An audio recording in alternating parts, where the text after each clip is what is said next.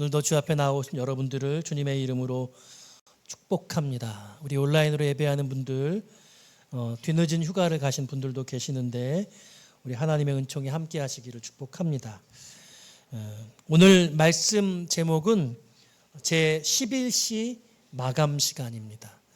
우리 지난 주일에 제9시 기도 시간이라는 제목으로 말씀을 전했는데 오늘은 제11시 마감 시간. 오늘 말씀은 여러분들의 신앙생활에 대한 이야기이면서 동시에 노동에 대한 이야기입니다. 또 천국에 대한 이야기이기도 합니다. 요즘 젊은이들이 이 마땅한 일자리를 찾기가 너무 어려워서 참 고통이 많다고 들었습니다. 양질의 일자리가 없습니다. 시간제 알바, 또 비정규직으로 살아가고 있죠.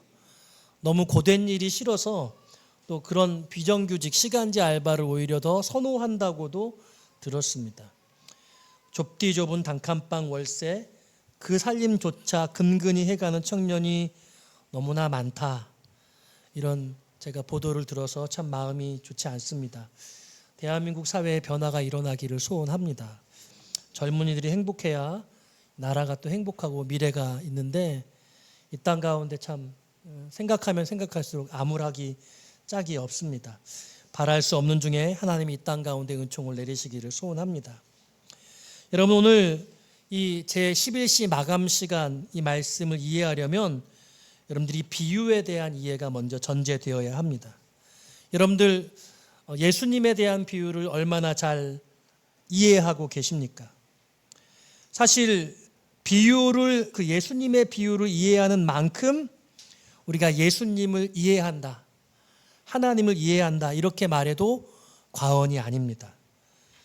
이 비유가 언뜻 보면 간단하고 쉬워 보이지만 읽으면 읽을수록, 시간이 흐르면 흐를수록 점점 난해해지는 것이 또 예수님의 비유이기도 합니다. 쉽게 생각하면 오산입니다. 예수님의 비유가요, 이 마태복음에 약 30개, 마가복음엔 11개, 누가복음에는 31개 정도가 나타나고 있습니다. 또 구약에도 아주 성경 비유가 많이 있죠. 오늘은 그중에서 이 9월 한 달 동안 예수님의 비유를 말씀을 나누려고 하고 준비를 했습니다. 이 예수님의 비유라는 것은 원어로 파라볼레라고 하는데요. 이 곁에라는 의미의 이 파라와 또 두다라는 뜻의 동사 발로가 합성이 돼서 옆에 나란히 두다라는 그런 뜻입니다. 두 개의 유사성을 가진 사물 또는 사건을 병렬로 대조해서 그 안에 담긴 원리와 교훈을 자연스럽게 드러내는 것, 이 추상적 교훈이나 원리, 이런 것들을 우리가 잘 이해할 수 있도록 바로 그렇게 드러내고 있는 것이 비유라고 할 수 있겠습니다. 예를 들면 진정한 이웃이 도대체 누구냐라는 질문을 던질 때에 여러분 잘 아시는 선한 사마리아인의 비유를 들려주셔서 실감나게 이웃의 의미를 가깝게 느낄 수 있도록, 매우 감정적으로는 실감나게 느끼지만 아주 깊이 분석해야 되는, 그래서 아주 난해하고 어려운 것이 비유라고 할 수 있습니다. 주님께서 이렇게 비유를 말씀하신 이유는 창세부터 감추어진 하나님의 진리를 드러나기 위한 것이라 성경이 그렇게 말씀하고 계십니다. 마음을 열고 감동을 받는 사람들, 또 마음을 닫는 사람들로 이 비유가 사람들을 완전히 구분시켜 주는 것이죠. 이 비유는 원래 이해를 용이하게 쉽게 하도록 하기 위해서 도와주기도 하지만 마음을 닫은 사람들은 도무지 이 비유가 무슨 뜻인지 수수께끼 같습니다. 그래서 이 비유에 대해서 마음을 여는 자와 닫는 자는 저들의 태도의 상이함을 보여주게 되는 겁니다. 그래서 이 비유를 향한 태도가 사실은 하나님의 은혜와 선택의 섭리에 속한 것이다. 그래서 여러분, 내가 비유를 들었는데 이 비유에 대한 불편함이 있다면 어쩌면 그것은 여러분 깊이 비유를 이해하기 위해서 더 몸부림쳐야 되는 것이 바로 이 중요한 비유에 대한 진리의 숨겨진 기능 때문에 그렇습니다. 그러니까 비유의 두 가지 중요한 이유는 천국 복음이 하늘나라에 관한 진리이기 때문에 아주 중요한 영적인 뜻을 지니고 있다는 것과 또 예수님이 이렇게 비유로 말씀하셔서 소중한 진리의 방해자들의 조롱과 오해와 적대감으로부터 이 진리를 보호하기 위한 뜻이 있는 것이죠. 쉽지만 어려운 것이 비유라고 할 수 있습니다. 그래서 신앙이 깊어질수록 새롭게 이해하게 되는 것이 비유입니다. 여러분, 이 9월 한 달 동안 비유에 대한 4번의 말씀을 준비했는데, 여러분 혹시 성경을 깊이 좀 더 보고 싶은 마음의 동기가 되신다면 이 9월 한 달 동안 공관복음, 사복음서를 읽어보시면서 이 비유의 깊은 의미들을 헤아려 보시는 그런 시간으로 삼으시면 참으로 유익하겠다, 이런 제안을 드립니다. 본문의 이야기로 이제 들어가 볼까 합니다. 오늘 본문 1절은 천국은 마치라고 시작을 하고 있습니다. 그러니까 이 비유는 천국에 대한 비유입니다. 그런데 이 비유가 어려운 것은 이것이 하나의 은유가 아니라 인격으로 묘사되고 있기 때문입니다. 이 천국의 비유는 천국에 대한 모든 면을 다 설명하는 것은 아니지만 천국의 매우 중요한 일면을 설명하고 있습니다. 그런데 이것이 단적인 하나의 사물, 단적인 한 사람만 말하는 것이 아니라 특정한 상황을 묘사하고 있고 그 특정한 상황을 이루어 나가는 그 모습을 지닌 한 그 사람의 사람, 그를 천국이라고 비유함으로써 이것이 아주 어렵다는 것을 깨닫게 해주는 것이죠. 다시 한번 볼까요? 1절 말씀 같이 한번 읽어봅니다. 시작.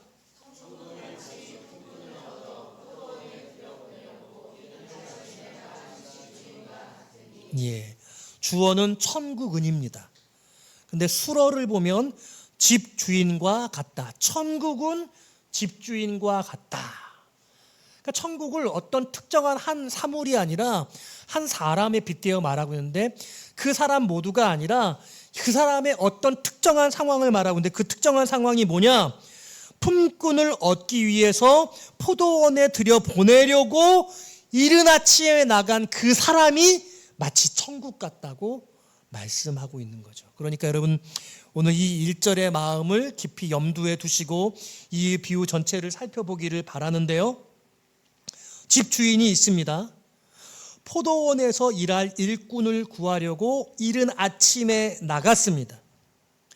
본문에 이른 아침이라고 기록되고 있는데 이 시간이 새벽 6시입니다.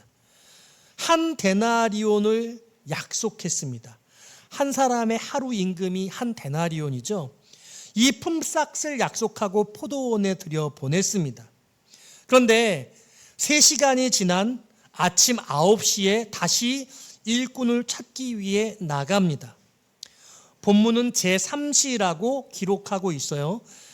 신약 성경에 기록된 시간은 6을 더하면 우리의 시간과 같아집니다. 그러니까 제3시는 오전 9시입니다. 그들에게도 상당한 임금을 약속하고 포도원에 들여보내줍니다.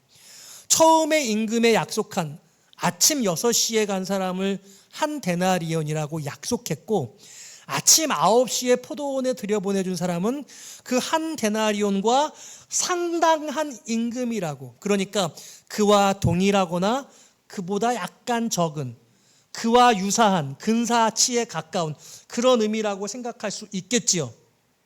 그런데 주인은 낮 12시, 오늘 본문에서는 6시, 제6시라고 말하고 있습니다.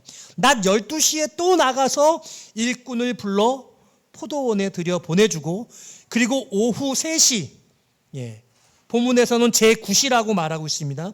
오후 3시에도 일꾼을 찾아 포도원에 들여보내줍니다. 노동에 마치는 시간을 6시라고 생각해 볼 때 오후 3시에 일꾼을 불렀으니 3시간 정도 일하는 것이죠.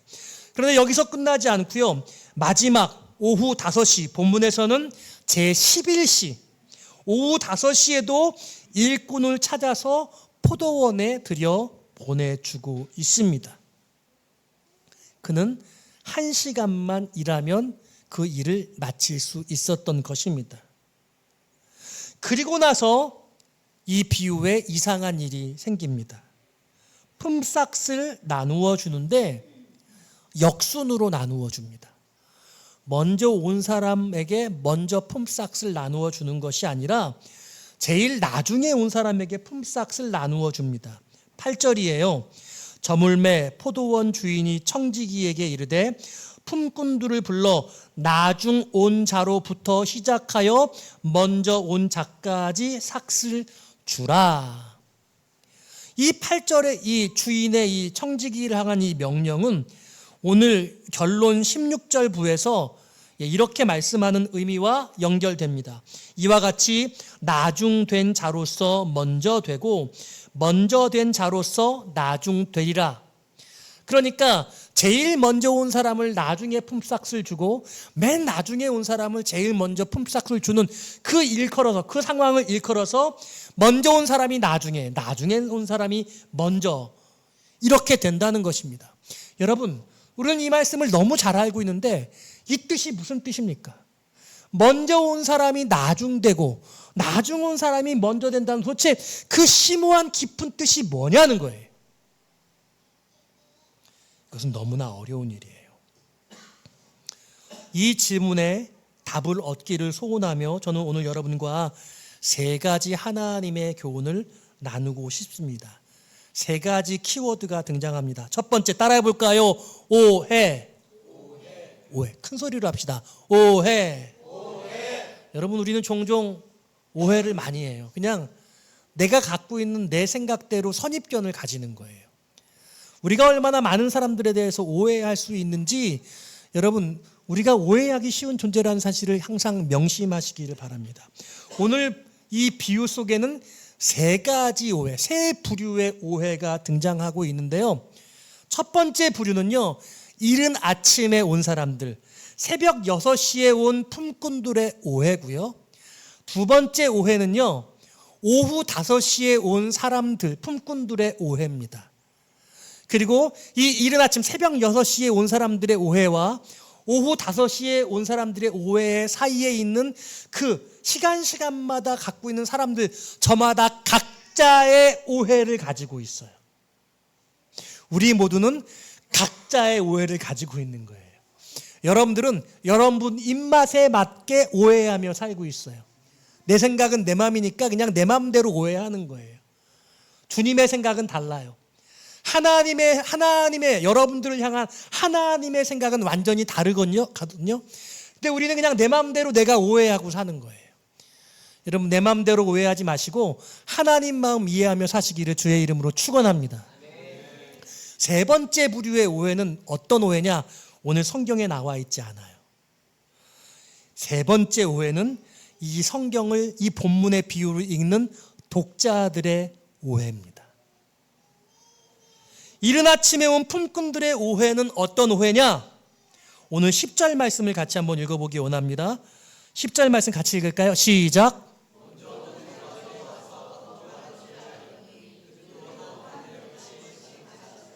아멘. 이른 아침에 온 품꾼들은 이렇게 오해했어요. 더 받을 줄 알았다. 나는 더 받을 줄 알았어.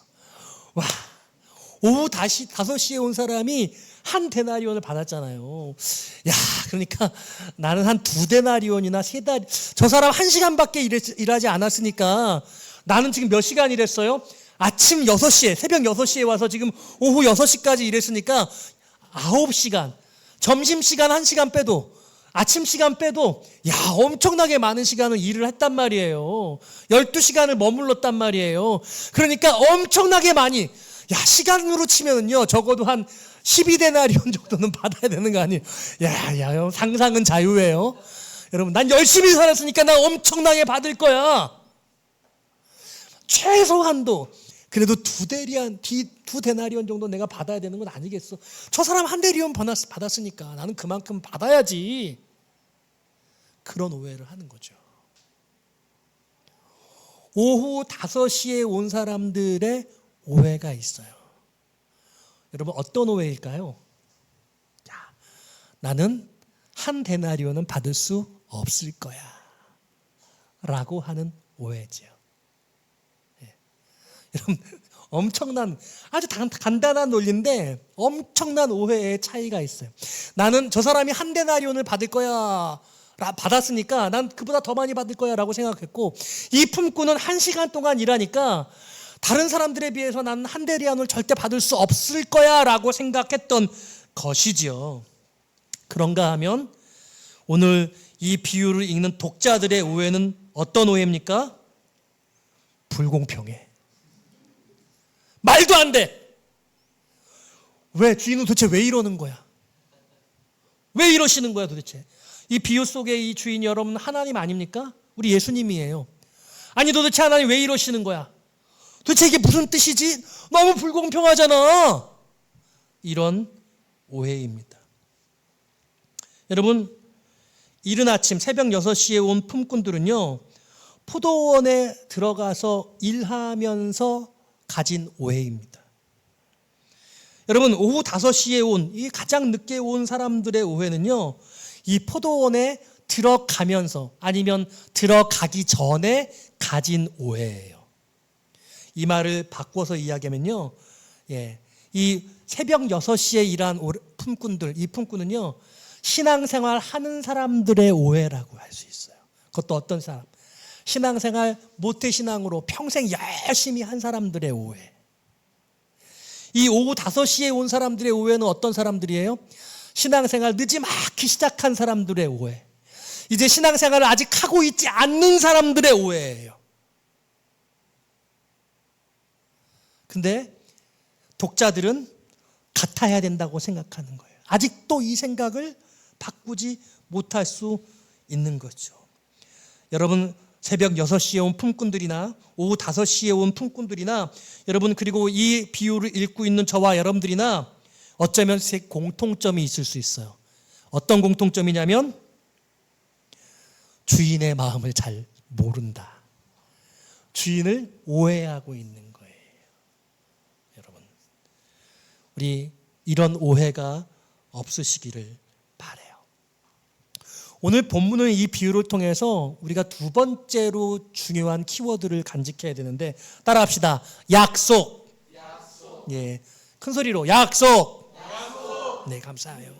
우리 본문 말씀 13절 말씀 같이 한번 읽어보기 원합니다. 13절입니다. 시작.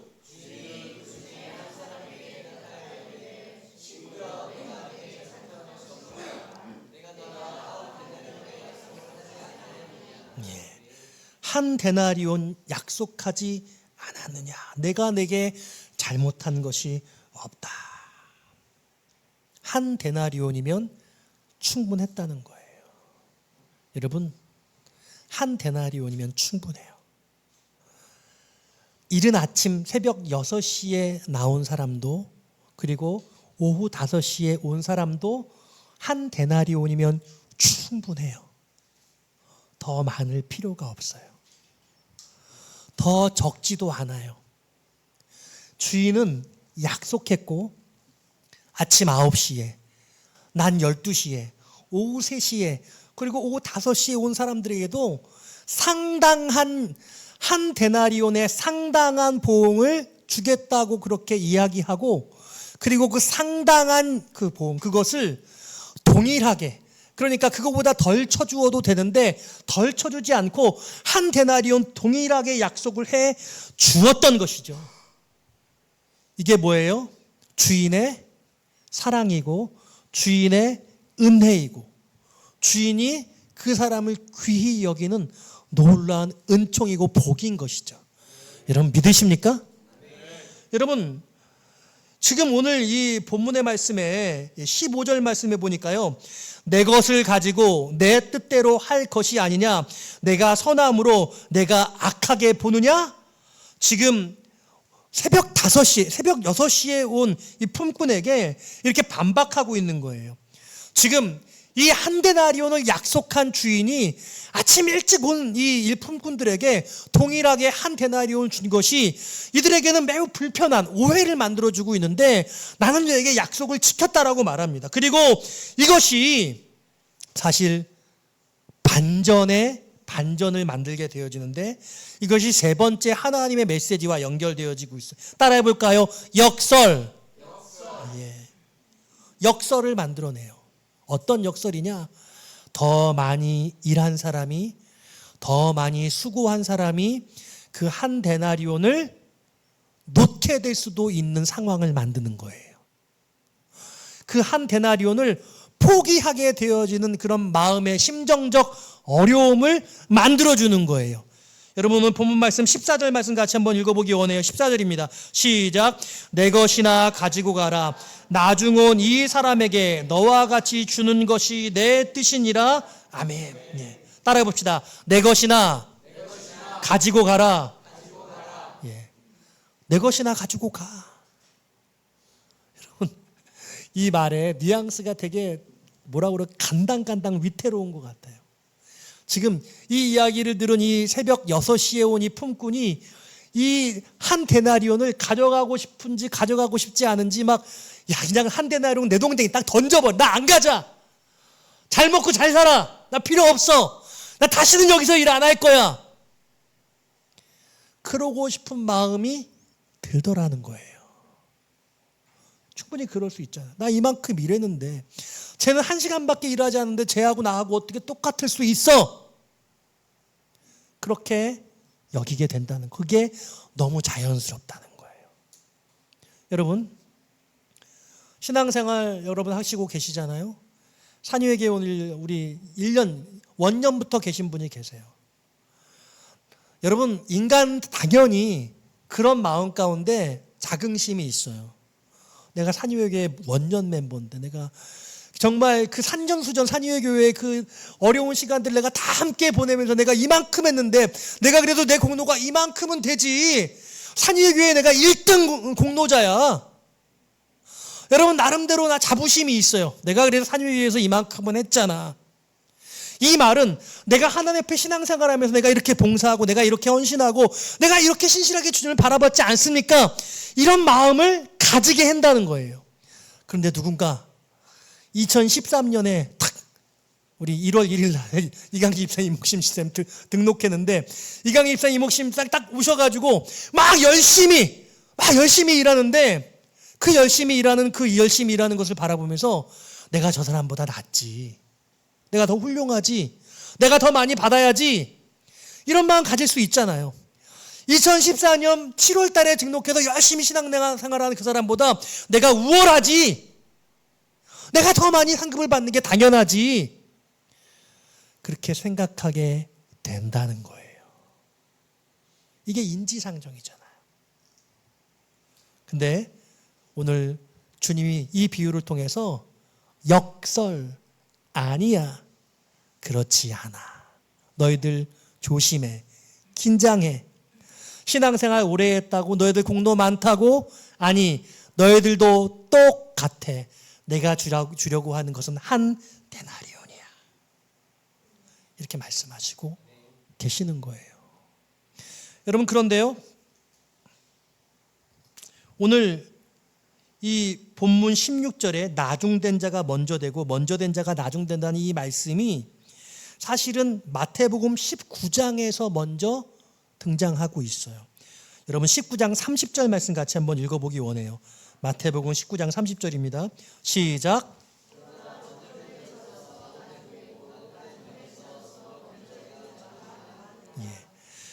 먼저 된 자가 나중되고 나중된 자로서 먼저 될 자가 많다. 먼저 된 자 중에 나중된 자도 많고 나중된 자 중에 먼저 된 자도 많다. 이렇게 말씀하는 거. 이 마태복음 19장의 정황은 이래요. 한 부자 청년이 예수님을 찾아왔어요. 이 청년은 정말 부자예요. 근데 율법의 말씀도 너무너무 성실하게 잘 지켜서 아주 의로운 사람이에요. 대단한 경건을 가지고 있어요. 그런데 어찌된 일인지 주님을 찾아와서 어떻게 해야 영생을 얻을 수 있겠느냐고 질문해요. 그러니까요, 율법의 말씀을 잘 지키라고 예수님이 말씀하셨어요. 그러니까 이 부자 청년이 내가 율법의 말씀을 잘 지키고 있습니다 라고 그렇게 답변을 합니다. 그랬더니 다시 주님 말씀하시길, 그래 그러면 너의 재산을 다 팔아서 가난한 자들에게 나누어 주고 그리고 나서 나를 따라 이렇게 말했어요. 그러니까 그때 이 부자 청년이 그렇게 순종할 수가 없어서 근심하며 돌아갔습니다. 여기까지는 모두 다 아는 내용이에요. 근데요, 그 다음에 베드로가 이렇게 질문해요. 주님, 저와 우리들은 모든 것을 버리고 주님을 따랐는데요. 그럼 저희들은 어떻게 될까요? 제자들이 그 옆에서 저 부자는 저 사람 구원 못 받으면 구원받을 사람 한 사람도 없겠는데? 그렇게 말했어요. 그러면서 그럼 우리는 어떻게 되는 거죠? 이렇게 베드로와 제자들이 궁금했어요. 그래서 주님께 물어봤더니 주님께서 마태복음 19장 26절, 28절, 29절의 말씀을 들려주세요. 같이 한번 읽어볼까요? 28절, 29절 시작. 예수께서 이르시되 내가 진실로 너희에게 이르노니 세상이 새롭게 되어 인자가 자기 영광의 보좌에 앉을때 나를 따르는 너희도 12보좌에 앉아 이스라엘 12지파를 심판하리라. 또 내 이름을 위하여 집이나 형제나 자매나 부모나 자식이나 전토를 벌인 자마다 여러 배를 받고 또 영생을 상속하리라. 아멘. 12보좌에 하는데요. 계시록에 보면 그 24장로들 12보좌 이렇게 나오거든요. 구약의 그 12지파와 신약의 12사도들을 의미하는데요. 그러니까 12보좌에 앉게 되어지고 그리고 그 12지파를 심판할 그런 권세를 준답니다. 그리고 영생을 준대요. 버린 것에 여러 배를 곱아준다고 말씀하고 있어요. 모든 것을 버린 자들에게 이런 큰 복을 주신대요. 그러면서 하는 말씀이 먼저 된 자가 나중되고 나중된 자가 먼저 될 자가 심히 많다. 여러분, 이 마태복음 19장의 말씀 속에서 먼저 된 자가 누구예요? 부자 청년. 나중된 자가 예수님을 따른 베드로와 그 사도들, 제자들 물리를 말하고 있는 거죠. 훨씬 더 경건하게 살았던 이 부자 청년, 이 부자 청년은 먼저 되었다가 나중되고 그리고 모든 것을 버린 이 제자들은 나중된 자였는데 먼저 되었다고 그렇게 말씀하고 있는 겁니다. 그리고 오늘 이 비유에서 이 나중된 자가 먼저 되고 먼저 된 자가 나중된다는 말씀을 하고 있는 겁니다. 그러니까 여러분 이 20장에 마태복음 20장에 있는 이 비유의 말씀을 살펴볼 때에 지금 이 말씀 누구에게 하고 있는 말씀이에요? 6시에 아침 6시에 온 사람들에게 말하고 있습니까? 오후 5시에 온 사람들에게 말하고 있습니까? 물론 둘 다 말씀하고 있는 것인데 이 말씀 전체의 의미를 살펴볼 때에 여러분 먼저 된 사람들, 먼저 온 사람들 여러분 긴장을 하는 거예요. 놓지 말라는 겁니다. 끝까지 열심히 일해야 된다고 말하고 있는 거예요. 동시에 뒤늦게 온 사람들에게도 하나님의 동일한 은혜와 축복이 준비되어져 있다고 말씀하고 있는 것이죠. 여러분 오늘 제가 말씀을 정리하면은요 한마디로 이렇게 말씀을 정리할 수 있습니다. 따라합시다. 주인의 마음을 이해하라. 오늘 본문이 너무너무 어려워요. 다시 1절로 돌아가서 천국은 마치 품꾼을 얻어 포도원에 들여보내려고 이른 아침에 나간 집주인 같대요. 집주인은요 이 포도원에 한 사람이라도 더 들여보내고 싶어 하는 거예요. 그런데 아침 6시에 온 이 품꾼은 일을 하면서 왜 쟤는 나하고 똑같이 주냐고, 쟤보다 내가 더 많이 받아야 되는 것 아니냐고 이렇게 오해에 빠져 있어요. 하나님에 대한, 주인에 대한 오해에 빠져 있어요. 그러니까 주인이 뭐라고 말해요? 네 품삯이나 가지고 가라. 품삯이나 가지고 가. 너 가져가기 싫으면 가져가지 마. 이런 뜻 같아요. 아니 이 아침에 온 사람이 그냥 내동댕이 치고 그냥 안 갖고 싶은 그런 마음, 그런 마음인 상황인 것처럼 보여져요. 왜 이런 일이 생기고 있어요? 주인의 마음을 헤아리지 못해서 그런 거예요. 주인은 이 포도원에 한 사람이라도 더 들여보내주고 싶은 거예요. 여러분 이 포도원이 무엇입니까? 하나님의 나라, 교회 공동체, 주님의 사명을 감당하는 거룩한 삶, 바로 그것을 의미하고 있는 것이죠. 여러분, 그러니까요, 오늘 이 품꾼이 일을 하는 그 일하는 태도를 생각해 볼 수 있어요. 지금 이 본문 속에 등장하고 있는 품꾼들은 어떻게 일하고 있는 거예요? 그 삭슬 위에 일하고 있는 거예요. 그 한 데나리온 때문에 일하고 있는 거예요. 그런데 주인은 지금 어떻게 말하고 있냐면 그 한 데나리온 때문에 일하는 것이 아니라 그 일하는 것 자체가 기쁨이고 행복이고 만족이고 감사이고 즐거움이기를 소원하는 거예요. 1시간 일해서 행복한 게 아니라 내가 아침부터 하루 종일 일할 수 있어서 너무 감사해. 여러분, 우리가 그렇게 여길 수는 없을까요? 나 모태신앙이어서 너무 감사해. 나 평생토록, 나 젊어서부터 목사일 수 있어서 너무 감사해. 나 일찌감치 예수님 알아서 이렇게 평생토록 주님 앞에 봉사하며 섬길 수 있어서 믿음 생활할 수 있어서 나 너무 감사해. 이럴 줄 알았으면 내가 그냥 평생토록 탱자 놀다가 죽기 직전에 예수 믿어가지고 구원 받아야 되는데 너무 아까워. 어차피 한 대나 똑같은데. 그렇게 생각하면 오해라는 거예요. 여러분, 이해하셨죠? 주님의 마음 아시죠? 여러분, 오늘 이 주인의 마음을 이해하는, 그러니까 천국은 이 주인의 마음을 이해하는 자들의 것이에요. 몇 시에 오느냐가 중요하지 않아요. 몇 시에 들어왔건, 여러분들이 모태신앙이건 10대 때 예수를 믿었건 나이 들어서 중년이 돼서 노년이 돼서 예수를 믿었건 어떤 마음이건 간에 주님의 마음을 이해하고 내게 주어진 그 일할 수 있는 그 시간을 감격과 기쁨으로 감당하면서 내 사명을 살아가는 것, 그것이 오늘 천국을 살아가는 거예요. 이 주인의 마음을 이해하는 것이 천국을 살아가는 사람의 삶인 것이죠. 오늘 그러니까 여러분들이 품삯 때문에 일하는 사람 아니라 주님의 마음을 이해하리고 사명을 감당하는 믿음의 삶으로 승리하는 저와 여러분 되어지시기를 주님의 이름으로 축원드립니다.